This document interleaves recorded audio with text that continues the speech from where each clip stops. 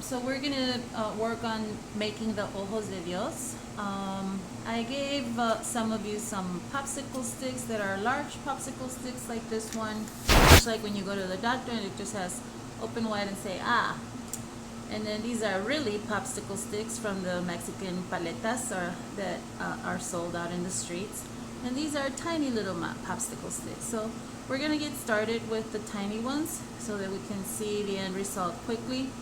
Again, this is an ojo de Dios, which in English translates to eye of God. And it's part of the spiritual cultural tradition of the Huichol people. So you choose yarn of different colors. In the Huichol tradition, they have specific colors to represent the four directions, the sky and the earth. But we're using the yarn that we have available. So you first want to position your popsicle sticks in a way that they are centered, creating like the four directions, right? An equal intersection, where no intersection or the length of one of the intersections, northeast, southwest, is not longer than the other ones. You grab your yarn, which has already been rolled into a stick, and you're gonna begin to secure it in place in this manner. So you have to work with both hands, right? You kind of do an X at first, but as you're putting your yarn around, you're wanting to cover the central area, and you don't want to build on top like this. You don't want to lose the symmetry or the geometrics of the pattern. You want to just fill in the center initially, okay? And so this is our front, so maybe the back is not going to be as geometric or as symmetrical as the front. Once you've filled the center area, then you begin your pattern, and your pattern is to go from the bottom to the top, so across bottom to top diagonally, go around to the back, and turn your popsicle sticks over. And your thumb and your index come from here to here, and the pattern begins again. You go from the bottom to the top, across diagonally, around to the back, and you're turning your popsicle sticks, and you're switching your thumb and your index to come and hold it at the bottom. And again, you don't want to lose symmetry or geometrics. You want to build and expand outwards as opposed to have a bunch of yarn on top of itself. Okay? So here I can tell that this is shorter, slightly shorter than this side. So I'm going to try and push it slightly over. And I just do so in this manner. And you want to try and do that as soon as possible, before you put too much yarn on your ojo de Dios. Okay? So we're going to do probably just this much more. And I forgot to bring scissors and have them available, but you want to have scissors available, so I'm going to pause so that I can cut my yarn. Okay. So now that I have my scissors, I'm going to go ahead and cut, and I'm going to choose the next color of yarn that I'm going to be using, and it will be this one. So I have taped these for you because I didn't want the yarn to just go all over the place and create knots. So you're going to have to, and then I'm going to use it might not be sticky anymore. So now what I want to do is I want to create a knot. I'm going to tie these two. And the knot that I'm going to do is going to be this one that's going to go around my fingers and then into the circle area, right? And then I'm gonna pull. I don't want too much of this. I want this to be as short as possible. I'm gonna pull and then I'm gonna cut. And you can see my back is kind of bare. The next one that we'll do, we will try and cover as much of the center as possible. Okay? So we're going to, now that we've connected one color of yarn with the other, we're going to continue our pattern. So again, from bottom to the top, across diagonally, round to the back, and shift your popsicle sticks, your fingers, right? Now, same thing here. Across diagonally, round, and shift. So again, now you're going to see the second color of yarn show up. So from the bottom to the top, across diagonally, around your popsicle stick and turn. Same thing, bottom to top, across diagonally, around and turn. And now here you want to tuck this away. These popsicle sticks are very small, so for that reason, this knot is going to be a little bit more noticeable than it would normally. But it'll still be kind of somewhat hidden. And we're continuing our pattern, which is bottom to top, across diagonally, go around to the back and twist, right? And I'm trying, I'm being very mindful to tuck away at those, at these pieces of leftover hair, right? Or not hair, but yarn. And I'm continuing my pattern. And the more you become comfortable with your pattern, the faster you will be able to work. I'm getting ready to add a third color. And because this is a small popsicle sticks, I won't get to use for colors.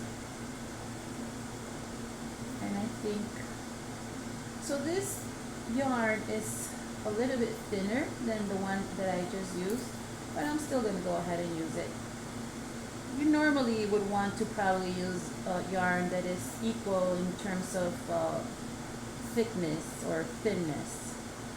And again, the knotting that you do goes around your finger and inside the loop, and then you pull. And you want to be as close to the edge of the thread ends as possible. This way you're conserving yarn, you're not being too wasteful. And if you want, you can cut, or you can also leave it long. I'm going to cut it because we're just about done doing the Ojo de Dios, so I am going to go ahead and cut it. But in the next example, we probably might leave it long, okay? So again, from the bottom to the top, across diagonally.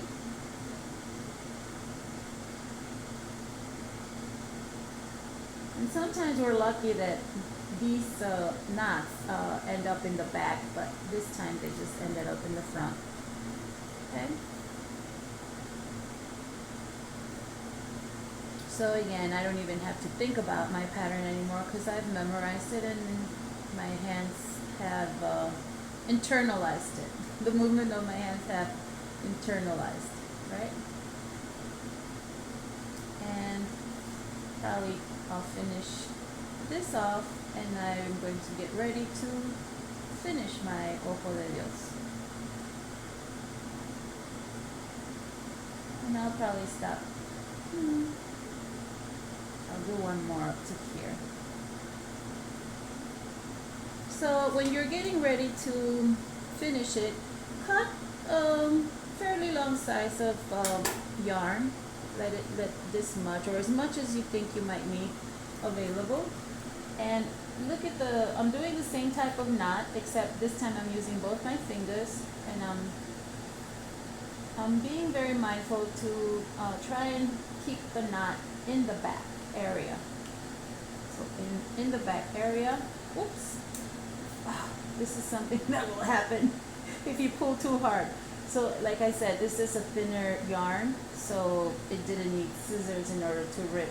So if it hadn't ripped, I would have been able to show you how to knot it so that you can then have a thread available to hang it. But since it ripped, this is the end result of our Ojo de Dios. Pause. Now we. So as you can see, I was able to tie some more string onto my little Ojo de Dios, and now I have the opportunity to hang it. You know, for many of us that are not part of the Huichol tradition, this is something beautiful, right? And I have seen these hanging from cars or just hanging on walls. And sometimes when they're this tiny, I've seen them as earrings. People turn them into earrings, or I have also seen them decorating Christmas trees. Some people call these in English mandalas, and they're beautiful to look at, especially, you know, you can get very creative in terms of the colors you use, the contrast that you create, and all of them really turn out to be very beautiful. For the Huichol people, they use the Ojos de Dios also to meditate, and if they engage in a profound meditation, they can come up with answers to many situations, many problems. They can understand the world around them better. And Ojos de Dios are also, in the Huichol tradition, are also given to newborn children. They will begin a large, normally it's the father that begins to make an Ojo de Dios for the child, and it'll be a larger Ojo de Dios than this, of course, and much larger than what we could create also with these popsicle sticks. And every year that the child celebrates a birthday, they will add an additional tiny Ojo de Dios on each corner or each direction of the initial Ojo de Dios. Okay, so now we're going to do this again. This time I'm opting to start with my lilac color yarn. And again, you know, this one is a bit more fragile. I didn't need scissors in order to cut it, so I know from the top that I should be careful in how hard I pull this yarn. Okay, so again, your initial the initial objective is to cover the center as much as possible on both sides. So you want to, you know, you're creating like an X, and this is the time that you use to kind of assess, all right, is this synchronized, right? Is this the same length as this, or do I need to make some adaptations? And you continue to fill in the center, because you want for your Ojo de Dios to not have any bald spots. And the way that you do it again is not building on top or going all over, but to have your yarn expand outwards, grow outwards as much as possible. And I think I will do just a little bit more here. I also want to say that sometimes the sticks that are used are circular. The ones that we're using are popsicle sticks, so they are flat, but it gives a slightly different end result, but equally beautiful. So now I think you can see a rhombus in the center, right? So I'm going to begin my pattern of going from the bottom to the top across diagonally, and then I turn it and I grab it again from the bottom because that works the best for me. And you don't want your work to be very loose that it is going to fall apart on you, and you don't want it so tight that it causes the wood to cave in. So you want it snug, but again, you don't want it too loose because it'll just fall apart on you eventually. And if you do it too hard, the wood will kind of begin to bend. Okay? So as you can see, I don't even really have to think about it, because once you've done this enough times, it just becomes natural. And it's very nice to see the formation, right? Sometimes you see a star, um, and it's nice to see the contrast of your colors. So I think I'm going to stop here. I'm going to begin to cut my thread.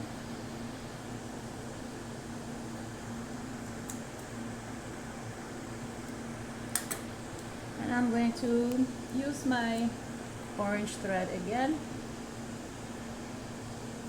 And it always helps to keep your yarn a bit secure so that it doesn't fall apart on you.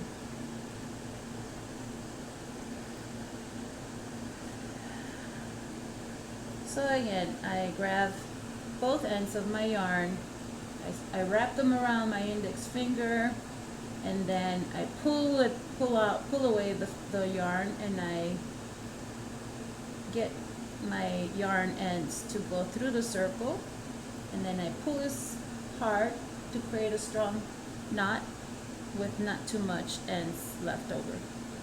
And I'm going to continue my pattern.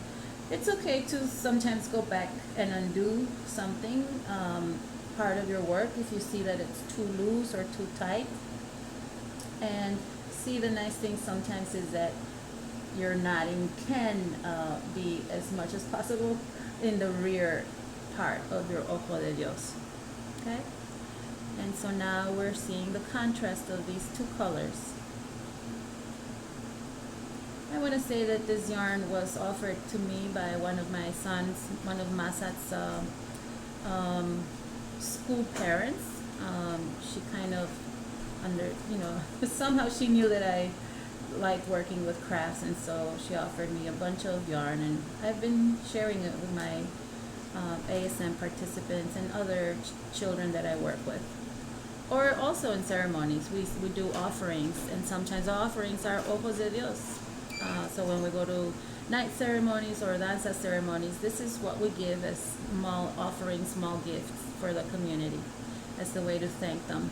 And while you're doing this, you can also try and have positive thoughts for yourselves, for your family.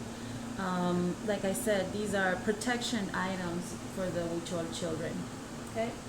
So I'm going to pause so that this video doesn't become so long. No. So now you've seen that I've added more colors, right? You can tell that here's where there's a knot.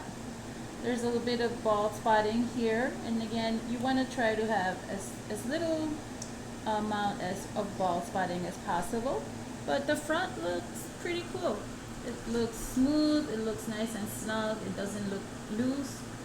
So I'm just about ready to wrap it up here. If you leave enough space so that the wood shows, it looks nice. You see contrast. You could also use paints, acrylic paints, to do some designs if you wanted to. Get creative like that. And then sometimes you could also add pom-poms to all of the directions, and your pom-poms don't have to be just one color. They can be different colors. So I'm gonna get ready to wrap it up on this corner here. And again, I use my fingers, and I'm gonna cut the thread and leave a good amount available. So it's that same type of knotting that I did to where you create one circle, and then I secure my thread as close to the wood as possible so that my knot is really tightly up against the wood.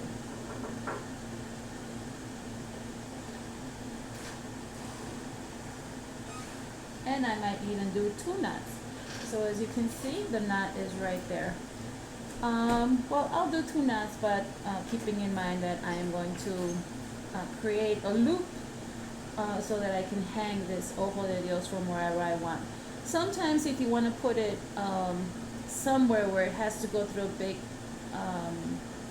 item, you want to be mindful of where it is that you want to hang this, so that if it's if you can't, if you want to hang it somewhere specifically, and then this circle is not big enough, well, then you're gonna not be able to hang it from wherever it is that you want.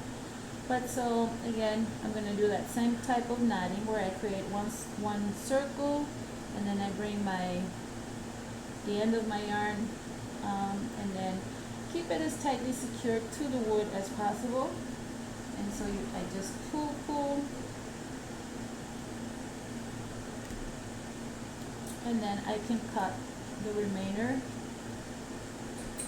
piece of yarn, and my Ojo de Dios is ready to hang.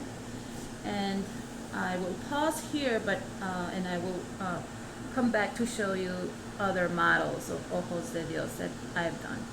Okay. So this is these are some extra Ojos de Dios that I have done to show as samples for other participants, and I want to emphasize that you can make earrings out of them. These are earrings that Andrea made, and I bought off of her. You have to be very careful though, because I fell asleep with them and I kind of broke one of them, and it's a little bit bent, but it still looks very beautiful. All right, I hope that this video encourages you to go out on YouTube and to learn more about Ojos de Dios. And here's that one Ojo de Dios that's a bit larger and has the pom-poms on the 4 directions. All right, I hope you enjoy making your Ojo de Dios. Thank God, Kamati.